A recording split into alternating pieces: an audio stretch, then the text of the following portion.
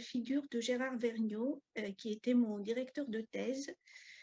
Bien sûr, j'en ai eu d'autres depuis, mais ça se trouve qu'il est décédé en juin 2021. Et donc, quand Rémi nous a adressé cette demande, j'étais en plein dedans et puis j'ai pensé que c'était vraiment l'occasion de parler de lui. Donc, je vais parler en 3 temps. D'abord, présenter un petit peu sa vie et son œuvre, puis après, dire 2 mots sur la façon dont je vois en fait sa présence dans la recherche en sciences de l'éducation, et puis finir par les éléments qui m'ont inspiré moi dans mon parcours scientifique. Donc, il est né en 1933 et il a fait des études à HEC. Il a obtenu le diplôme d'HEC en 1956 et il dit d'ailleurs que pendant ses études, il s'est rendu compte en fait des limites du commercial et des limites de ses études. Donc, après l'obtention de ce diplôme, il a fait des études de philosophie et de psychologie.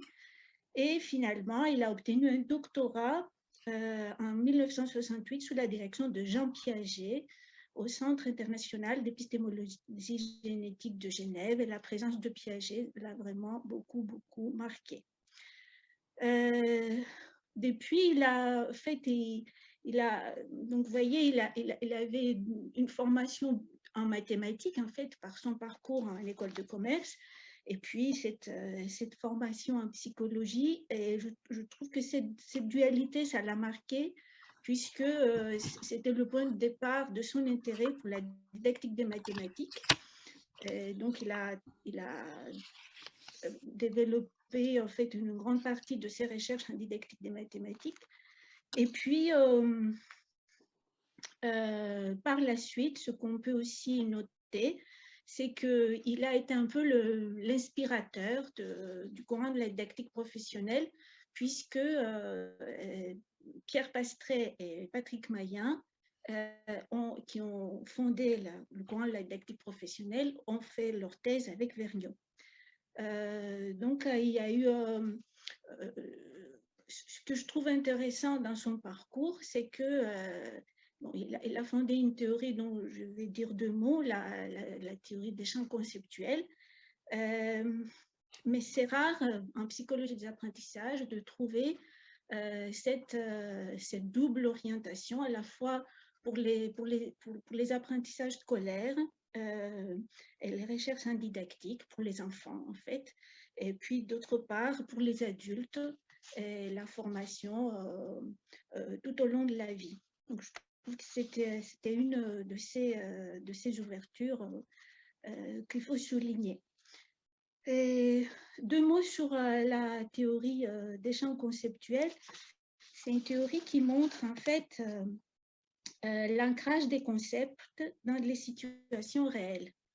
On a beaucoup parlé d'expérience, il y a beaucoup de philosophes, bien sûr, qui parlent de cet ancrage, mais en psychologie de l'apprentissage, ce n'est pas très fréquent. Et à son époque, où il y avait en fait une dominance de l'approche behavioriste, montrer cette articulation entre l'action et les conceptions, la conceptualisation, c'était un élément important.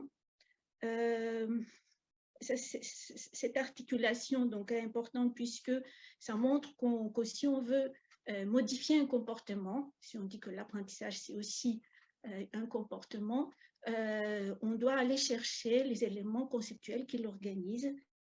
Et c'est un élément tout à fait fondamental, à partir duquel on trouve plusieurs éléments intéressants. D'abord, ce lien que j'ai dit entre la didactique des disciplines et la formation des adultes, un intérêt aussi pour la psychologie culturelle, c'est-à-dire analyser les apprentissages informels et puis les liens avec les apprentissages formels. Donc, en réalité, montrer cette continuité entre les expériences de tous les jours et les expériences et les apprentissages en formation. D'ailleurs, il a fait pas mal de travaux. Il a fondé un groupe au Brésil à partir des travaux sur les apprentissages en mathématiques des enfants en bidonville. Et puis aussi un grand respect pour les recherches collaboratives et l'engagement du chercheur à côté des praticiens. Donc, cet intérêt qu'on trouve aussi un petit peu après dans la didactique professionnelle, la nécessité d'analyser les situations de travail pour alimenter la formation ou pour comprendre tout simplement comment le sujet agit en situation. Donc, plus généralement, je dirais aussi, pour l'avoir connu personnellement, que c'était une personne aussi qui avait un grand respect pour l'individu dans son autonomie, dans sa particularité, dans sa spécificité. Et on voyait son intérêt pour le développement et laisser la place à l'autonomie de l'autre, comme d'autres, Jacques Pain, par exemple, dont il a parlé, Rémi, on voit aussi dans ses pédagogues, ou en fait Philippe Mérieux, le même élément, mais cet élément de respect pour le développement de l'autre qui était très impressionnant aussi dans ses relations interpersonnelles. Et puis un engagement aussi politique, c'est quelqu'un qui a été... qui a participé, qui a été un grand syndicaliste et qui s'était engagé au Parti communiste, etc.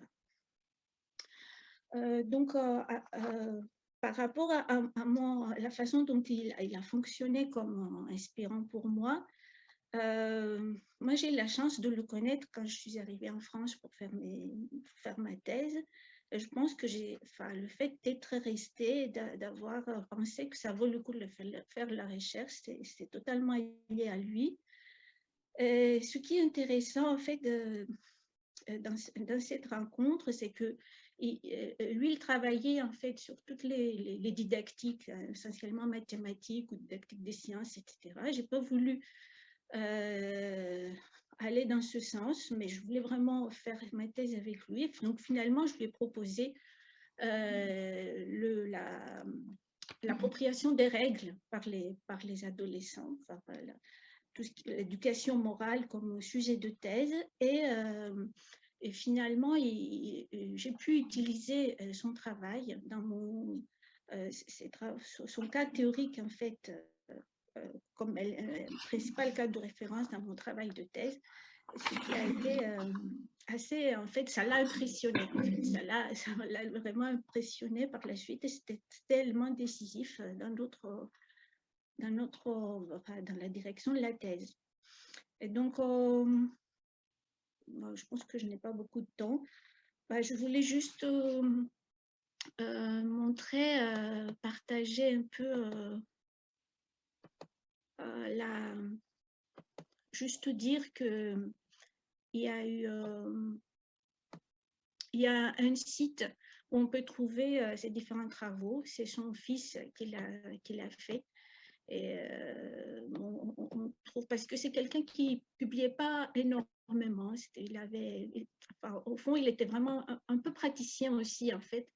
Donc, on n'a pas un très, très grand...